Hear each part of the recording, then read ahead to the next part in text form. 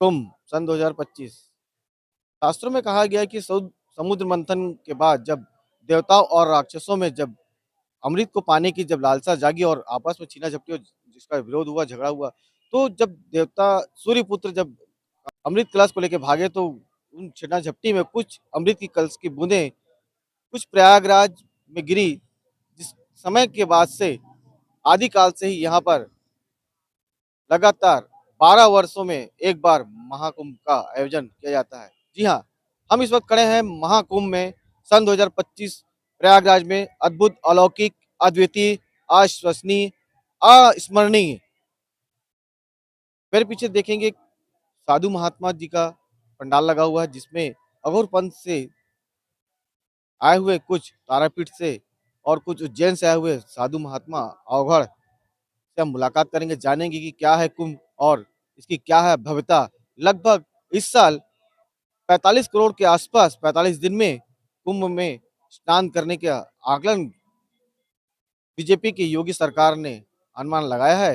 देखना होगा कि ये अद्भुत, अलौकिक और स्मरणीय महाकुंभ आने वाले समय में क्या सनातन के धर्म के लिए क्या संदेश देता है। जी हाँ, इस वक्त हम अंदर आ चुके हैं पंडाल मंडप के अंदर। बात करेंगे धनबाद से आए हुए अवघड़ पंथ से संबंधित कुलाचार और वाम पंथ के जानकार गुरुजी से मुलाकात करेंगे। जी। कुंभ शतयुग से ही जब समुद्र मंथन देव दानवों के बीच में हुआ था और अमृत कलश की प्राप्ति के बाद देव दानव संग्राम छिड़ा था और देवता अमृत कलश लेकर के चले थे और जहां जहां उन्होंने रखा उस जगह पर कुंभ का आयोजन होने लगा, क्योंकि उस समय सारे देवता एकत्रित और एक साथ थे। तब से ये चला आ रहा है सदियों से, अनादिकाल से, और प्रत्येक 12 वर्ष पर पूर्ण कुंभ का आयोजन होता है। और इस वर्ष का ये महाकुंभ 12 कुंभ लगातार हो जाने के बाद 144 वर्ष पूरा होने पर, जिसका एक एकल अंक 9 होता है, जो सर्वश्रेष्ठ सर्वविजेता अंक है, और वो एक पूर्ण अंक है जिसमें 9 ग्रह 9 लग ज्योतिष के दृष्टिकोण से समाहित है। नवनिधि की प्राप्ति होता है जब ऐसे समय पर लोग आके कुंभ में कल्पवास करते हैं, देवताओं का अर्चना करते हैं, गंगा की वंदना करते हैं, त्रिवेणी संगम का सेवन करते हैं। ऐसे समय में अच्छे पुण्य फल की प्राप्ति हमारे सनातन परंपरा के हिसाब से मनीषियों ने बताया है। उसके अंतर्गत ही कुंभ आयोजित होता आ रहा है, आज भी है। और ये कुंभ का समापन 26 फरवरी को होगा और हम लोग भी अपने अपने जगह से आकर के यहाँ माँ गंगा की आराधना पूजा, करोड़ों श्रद्धालुओं के आने के बाद कुंभ में होने वाले असुविधाओं को ध्यान में रखते हुए, चूंकि हम लोग तंत्र और चिकित्सा दोनों ही क्षेत्र से जुड़े हुए हैं, तो तांत्रिक अनुष्ठान संपन्न होने के साथ साथ औषधीय चिकित्सा केंद्र का भी हम लोगों ने निःशुल्क आयोजन किया है, जिसके अंतर्गत कुंभ में आए हुए लोगों को होम्योपैथिक, इलेक्ट्रो होम्योपैथिक दवा के माध्यम से निःशुल्क सेवा दिया जा रहा है। हजारों लोग अभी तक लाभान्वित हो चुके हैं और ये सेवा कुंभ के समापन तक अनवरत रूप से जारी रहेगा। गुरुजी, क्या इस बार कितने लोग आएंगे और इस जो कुंभ होता है, कहा जाता है कि साधु सन्यासियों के लिए होता है, लेकिन आम जनता बढ़ चढ़ के आज हिस्सा ले रही है। क्या ऐसा कारण है कि इतना ज्यादा इसका प्रचार प्रसार हो रहा है और इसके लिए क्या इससे फायदा होगा सनातनियों को।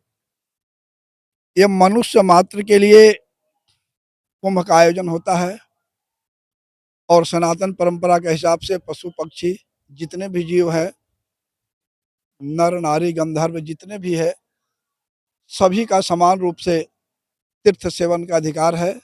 और तीर्थ सेवन के निमित्त ही करोड़ों लोग आ रहे हैं। 45 से 50 करोड़ तक लोगों की जनता की आने की संभावना इस महाकुंभ में है। गुरुजी, आप कहाँ से आए हैं और क्या हम धनबाद झारखंड से आए हैं।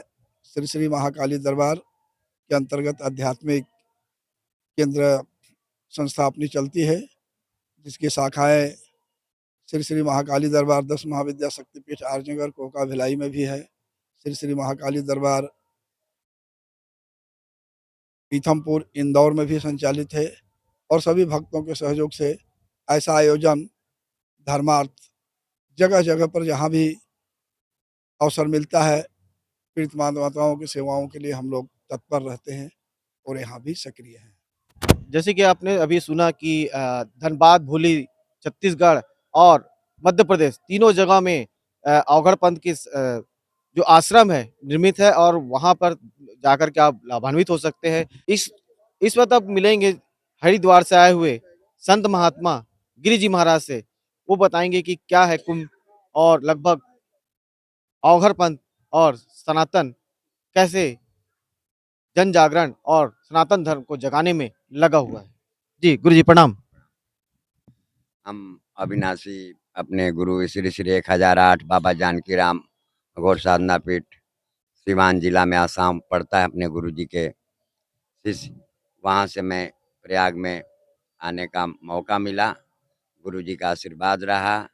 गुरु जी तो स्वर्ग में हैं अच्छा, और वो अपने वैदिक अपने पब्लिक की जनता की सेवा में रहते थे। लोगों को अपने वैदिक हिसाब से दवाइयाँ आयुर्वेदिक देसी दवाइयों से लोगों की समाज की सेवा करते थे। उनको अच्छा ज्ञान देते थे। उनको सद्गुरु के नाम से दुनिया जानती थी। उनका अच्छा पब्लिक से प्रेम था, स्नेह था। तो वहाँ से उनके आशीर्वाद के लिए, उनके आशीर्वाद से अपना जो है अविनाशी उस गद्दी के हम जो है संचालक रहे विश्वम्भरनाथ अविनाशी। प्रयागराज में आने का मौका मिला। प्रयागराज की पावन धरती पर कुंभ का बहुत बड़ा सर है। इसमें सबका अच्छा दर्शन हो रहा है।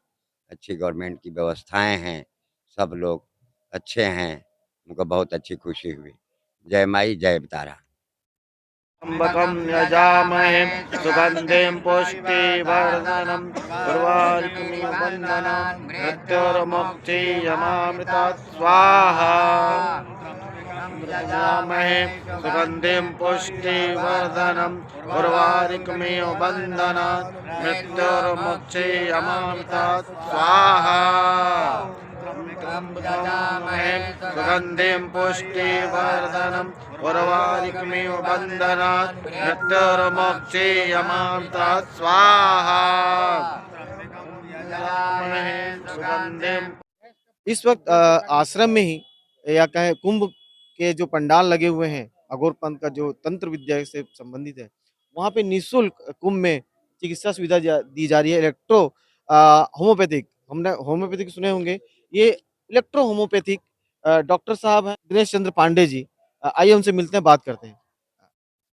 अ, सर बताएँगे कि कैसे मतलब होम्योपैथिक काम करता है और लगभग कब से आपका ये जो शिविर लगा हुआ है और क्या-क्या इसमें सुविधाएँ होती ये है? शिविर शुरू से महाकुंभ मेला में लगा है और हर साल माघ मेला में लगता है।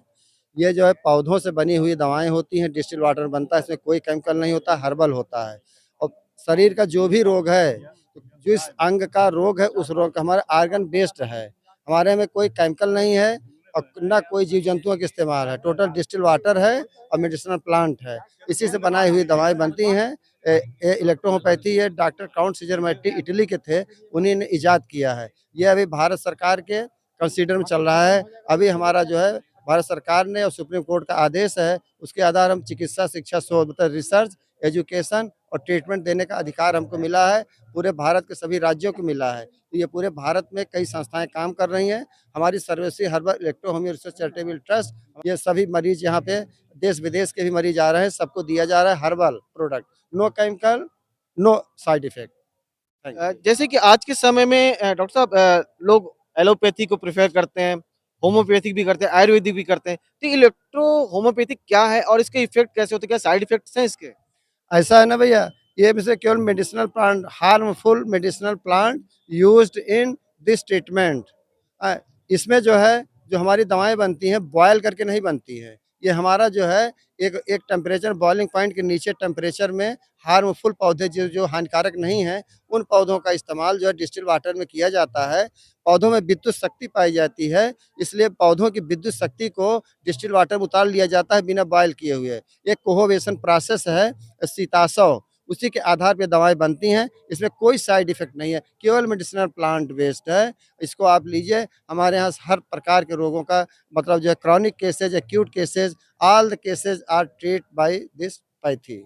ये दवाई को देने के लिए क्या किस तरीका का कोर्स करना पड़ता है और लगभग कितने साल से आप इस इलेक्ट्रो होम्योपैथिक में हैं आप? ये जानकारी अ, जानकारी के लिए मैं सन 1980 से जुड़ा हुआ हूँ, कानपुर से मैंने इसका कोर्स किया था, जो है ये अब इस समय जो भारत सरकार और सुप्रीम कोर्ट ने जो केस दिया है, ये जो है सर्टिफिकेट इलेक्ट्रोपैथिक मेडिकल सिस्टम के दिया है। अभी इन्होंने कहा है कि आप डॉक्टर मत लिखो, आप केवल चिकित्सक लिखो और ये भी एक कहा गया है भाई चिकित्सक अंग्रेजी में डॉक्टर ही होता है, लेकिन डॉक्टर नहीं लिखने का जो है केवल चिकित्सक इलेक्ट्रो होम में चिकित्सक हम लोग लिखते हैं। 2 साल का कोर्स रखा गया है, certificate in electropathic medical system. तो इसका 2 साल कोर्स करके कोई भी आप जन सेवा कर सकते हो और कोई आपको दिक्कत नहीं, अपनी पैथीस करोगे तो कोई दिक्कत नहीं है। आप इलेक्ट्रोपैथिक का बोर्ड लगाओ, अपनी पैथीस इलाज करो, ये आपका ये है। तो एक प्रश्न और भी आता है कि दवाइयाँ जैसे आप कहाँ से लाते हैं? क्या इसकी कुछ अलग यूनिट्स बनी हुई है? केमिस्ट बने हुए हैं? कैसा है ये? अभी इसका जो है गवर्नमेंट से जो दिया गया है, हम लोग रिसर्च कर रहे हैं। जितनी भी संस्थाएँ हैं भारत में 25-30 संस्थाएँ हैं। ये संस्थाएँ अपने मेडिसिनल प्लांट, इंडियन प्लांट और बाकी जो कुछ प्लांट जो यहाँ पे नहीं मिल पाते हैं, वो फॉरेन से आते हैं, जर्मन से आ जाते हैं, कुछ मेडिसिन मिल जाते हैं, नहीं मिल पाते हैं, तो इंडियन प्लांट का इस्तेमाल किया जाता है इन इस पैथी में। उसका भी उसी तरीके से कोहोवेशन प्रोसेस से दवाई निकाल कर के हम लोग पब्लिक में सप्लाई कर रहे हैं। अभी मार्केटिंग इसका नहीं किया जाता है, केवल पब्लिक पे दिया जा रहा है और रिसर्च किया जा रहा है। बाद में गवर्नमेंट ये अंडरटेक करके इसको लेगी, कई विभागों से पास कराया गया है, पार्लियामेंट बिल जाने वाला है, इसको आयुष में जोड़ा जाएगा। अभी इसका कोई एड गवर्नमेंट की तरफ से नहीं है। इस ट्रस्ट जो है अपने हिसाब से निःशुल्क, निस्वार्थ सेवा कर रही हैं और देश भर में कम से कम हज़ारों कॉलेजेस चल रहे हैं और लाखों जो है चिकित्सक जो है इसका इलाज कर रहे हैं। भारत सरकार की तरफ से कोई योगदान हम लोगों को नहीं मिला है। जी हाँ, सनातन धर्म इतना प्राचीन है कि इसके लिए देश ही नहीं, विदेशों में भी इसका शोध हो रहा है। जानने की कोशिश है कि सनातन कितना प्राचीन है और इसमें क्या है? चिकित्सा, धन्वंतरी, अध्यात्म, भोलेनाथ, विष का प्याला जब पिए थे, सबसे पहले अमृत मंथन में विष निकला था, उसके बाद ही सारे रत्न निकले थे, जिसमें से अमृत भी एक था, जिसे कुछ बूंदें प्रयाग में गिरा, जिससे सदियों से ही, प्राचीन समय से ही कुंभ का आयोजन यहाँ पे होते आ रहा है। सरकार के द्वारा जो आंकड़े बता रहे हैं, लगभग रोज 1 से 1.5 करोड़ आसपास लोग यहाँ पे स्नान करके जा रहे हैं, पुण्य कमा रहे हैं। मैं श्रीकांत दास